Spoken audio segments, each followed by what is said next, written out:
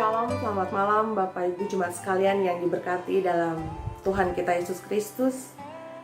Kembali lagi kita berjumpa dalam ibadah rumah tangga pada malam hari ini, tanggal 11 Agustus 2021. Dan pembacaan Alkitab kita terambil dari Kisah Para Rasul 7 ayat 30 hingga ayat yang ke-34. Tapi sebelum kita membacanya, mari kita satu di dalam doa, kita berdoa. Kami menutup mata dan menundukkan kepala Tuhan sebagai ucapan terima kasih atas kebaikan-Mu sepanjang hari ini, dari pagi sampai dengan malam hari ini. Dan pada malam hari ini kami telah memberikan waktu kami untuk bisa beribadah di tengah keluarga kami dalam ibadah rumah tangga. Kami mohon penyertaan-Mu Bapa dari awal ibadah ini sampai dengan akhirnya, agar kami bisa mengerti dan memahami maksud dari firman-Mu. Inilah doa kami Bapa, kami mohon penyertaan-Mu. Terima kasih Bapa. Amin. Bapak Ibu sekalian, pembacaan Alkitab pada malam hari ini terambil dari Kisah Para Rasul 7 ayat 30 hingga ayat yang ke-34. Demikianlah firman Tuhan. Dan sesudah 40 tahun tampaklah kepadanya seorang malaikat di padang gurun Gunung Sinai, di dalam nyala api yang keluar dari semak duri. Musa heran tentang penglihatan itu. Dan ketika ia pergi dari situ untuk melihatnya dari dekat, datanglah suara Tuhan kepadanya. Akulah Allah nenek moyangmu, Allah Abraham, Ishak dan Yakub. Maka gemetarlah Musa dan ia tidak berani lagi melihatnya. Lalu firman Allah kepadanya, tanggalkanlah kasutmu dari kakimu, sebab tempat di mana engkau berdiri itu adalah tanah yang kudus. Aku telah memperhatikan dengan sungguh kesengsaraan umatku di tanah Mesir, dan aku telah mendengar keluh kesah mereka, dan aku telah turun untuk melepaskan mereka. Karena itu, marilah engkau akan kuutus ke tanah Mesir. Demikianlah firman Tuhan, terpujilah Kristus, haleluya. Jemaat sekalian yang diberkati dalam Tuhan kita Yesus Kristus, pada umumnya kemerdekaan membuat seseorang tidak takut menghadapi apapun untuk menyatakan sebuah kebenaran. Sikap inilah yang ditunjukkan oleh Stefanus. Dengan penuh hikmat dan kuasa Roh Kudus, Stefanus berbicara di hadapan orang-orang Yahudi tanpa takut, bahkan mampu mengalahkan pandangan mereka. Dalam khotbah panjang lebar di hadapan Sanhedrin, Stefanus menceritakan kembali pengalaman kehidupan para pendahulu Israel yang merupakan nenek moyang orang Yahudi. Pembelaan itu sekaligus merupakan penolakan terhadap hasutan orang banyak bahwa ia telah dituduh menghujat Musa dan Allah. Dapat kita baca dalam Kisah Para Rasul 6 ayatnya yang ke-11. Dan bukan hanya itu, Stefanus juga dituduh telah menghina bait Allah dan hukum Taurat. Dapat kita baca dalam Kisah Para Rasul 6 ayat 13. Bapak Ibu sekalian, dalam minggu ini kita akan membaca Kisah Para Rasul 7 dari Senin sampai dengan Sabtu. Dan selama seminggu ini bacaan kita itu menceritakan tentang bagaimana adanya sebuah tuduhan terhadap Stefanus, lalu bagaimana Stefanus menjelaskan tuduhan tersebut dengan menceritakan nenek moyangnya dan mujizat-mujizat dan tugas yang mereka laksanakan. Lalu adanya serangan balik dari Stefanus kepada Mahkamah Agung dan terjadinya hukuman atau endingnya Stefanus dibunuh. Nah, dalam malam hari ini masih menceritakan tentang bagaimana Stefanus menjelaskan nenek moyangnya dan nubuat-nubuat yang akan diperbuatnya atau tugas yang diberikan Tuhan kepadanya. Stefanus menceritakan kembali tokoh-tokoh penting dalam kehidupan orang-orang Yahudi. Di antaranya adalah tokoh Musa. Musa dipandang sebagai tokoh yang sangat penting dalam perjalanan kehidupan orang Yahudi. Ia membiarkan orang menilai sendiri apakah perkataan-perkataan ini disampaikan oleh orang yang menjadi penghujat Musa atau tidak. Tidak ada kata-kata lain yang dapat diucapkan dengan lebih hormat lagi mengenai Musa. Lalu hal yang pertama yang ingin disampaikan oleh Stefanus adalah penglihatan yang disaksikan Musa akan kemuliaan Allah di semak duri. Tadi kita sudah baca dalam Kisah Para Rasul 7 ayat yang ke-30. Sesudah 40 tahun selama waktu itu, Musa seolah-olah terkubur hidup-hidup di Midian dan sekarang sudah menjadi tua serta tidak ada lagi orang yang mengingat jasanya di masa lalu. Sekarang pada usia 80 tahun, Musa memulai jabatan terhormat yang menjadi tujuan kelahirannya. Tempat Allah menampakkan diri kepadanya di padang gurun Sinai. Ketika Allah menampakkan diri kepadanya di sana, tempat itu menjadi tanah yang kudus. Pernyataan ini sangat ditekankan oleh Stefanus untuk membantah orang-orang yang membanggakan diri tentang bait suci itu, bahwa bait suci itu adalah tempat yang kudus, seolah-olah tidak ada persekutuan dengan Allah selain di tempat itu.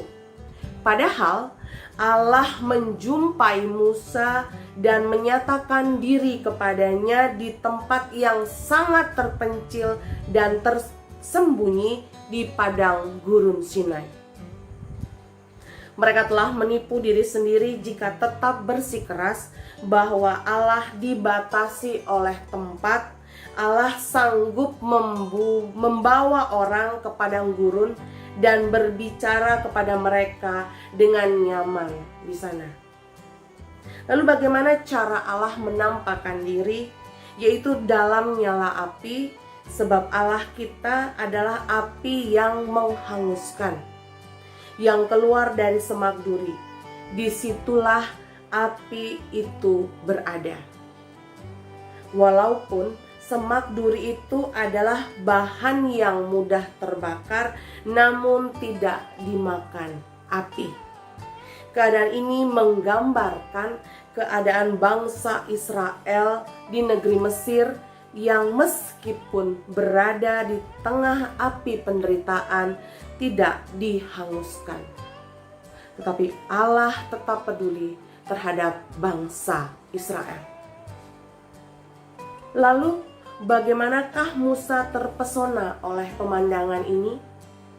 Ia merasa heran tentang penglihatan itu. Apa yang dilihatnya itu merupakan sebuah gejala yang tidak dapat dijelaskan oleh seluruh pengetahuan orang Mesir yang telah dipelajarinya. Rasa ingin tahunya pertama-tama mendorong dia untuk melihatnya dari dekat.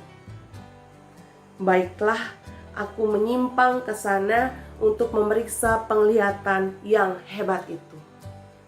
Namun, semakin Musa mendekat, ia semakin dipenuhi dengan rasa heran.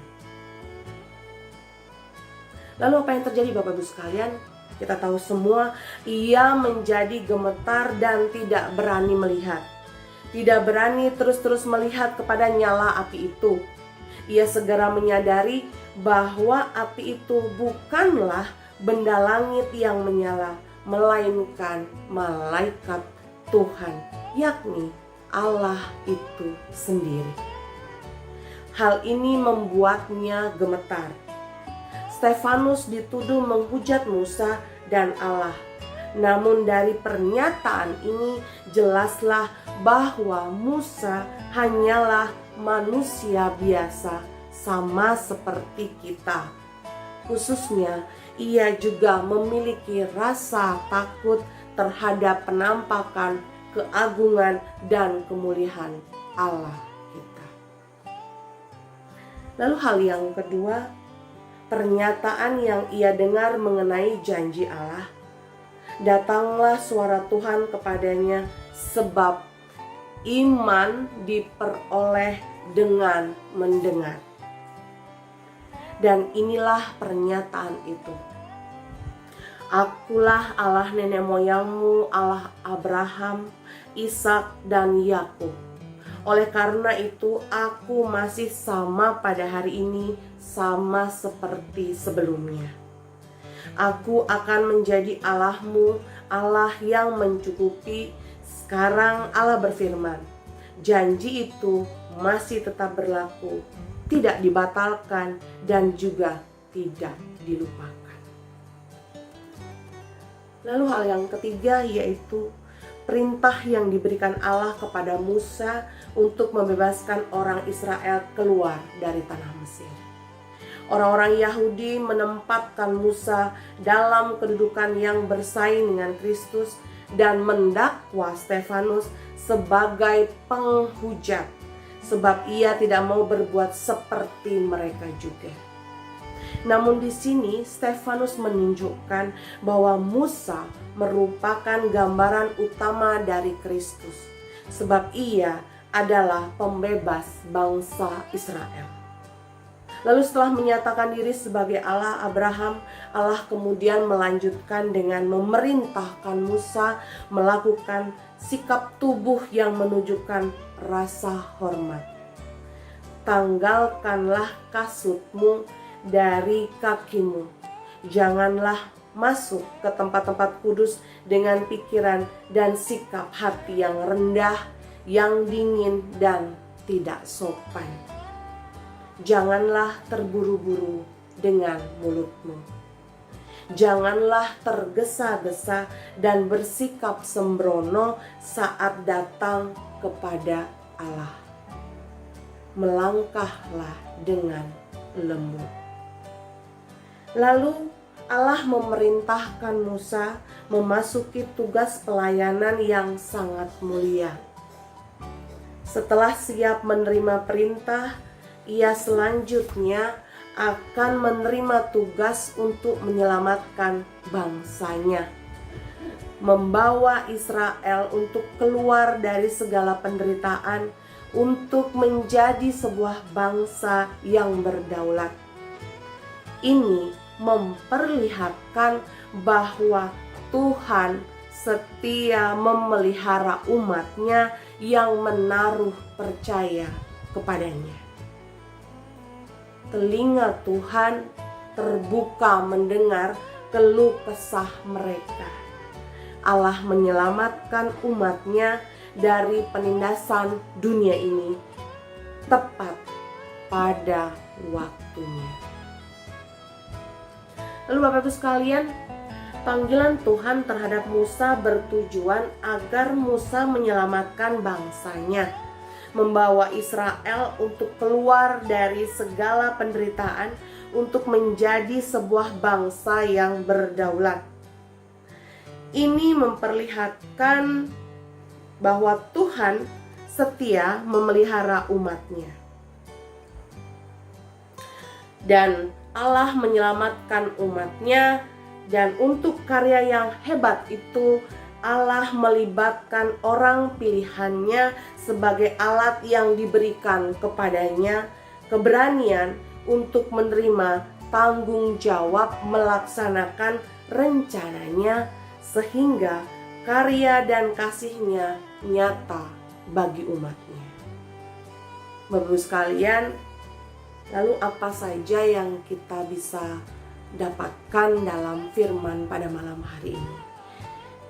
Ada 3 hal yang dapat saya rangkum, yaitu yang pertama, Musa mendengar suara Tuhan dan ia gemetar. Ini mengingatkan kita tentang sikap kita terhadap firman Tuhan yang diberitakan. Apakah sikap kita biasa saja atau mendengar dan melakukannya dengan penuh ketaatan? Lalu yang kedua, Musa diminta melepaskan kasutnya saat memasuki wilayah yang kudus.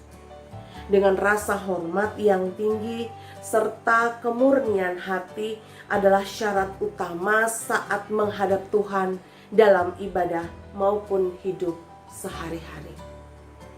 Lalu hal yang ketiga, Musa dipanggil untuk suatu misi penyelamatan Tuhan. Tuhan yang Maha Kudus memanggil kita untuk dilayakkan menerima kuasanya dan diutus menyatakan keselamatan dirinya.